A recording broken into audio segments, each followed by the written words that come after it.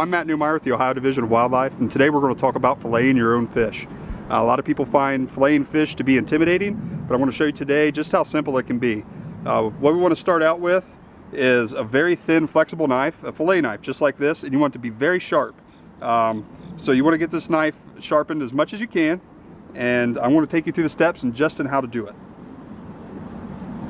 Is that good? So the first step is making our initial cut, and where I like to do this, I like to lift this pectoral fin right here. This is the one that sits right behind the gill, and there is a very hard piece of bone right behind the gill. It's called the gill arch, and that is where I want to make my initial incision. I'm going to take this knife, I'm going to go in at a slight angle right behind that arch, and I'm going to cut it into the side of the fish until I reach his spine. So now that I've made this initial cut, I'm going to turn this fish so the fillet is towards me. I'm going to take the flexible knife, the fillet knife. I'm going to start right where I made that incision, and I'm going to cut along the spine.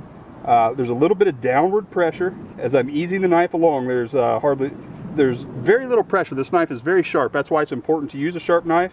And I'm going to go all the way down the length of this fish's back, past all of the spines. All I'm really doing is just making a small incision to go all the way along the spine. I'm going to go in and I'm going to clean that up.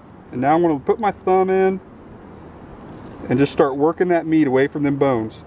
Right up here, beneath the dorsal fin, you're going to encounter the ribs.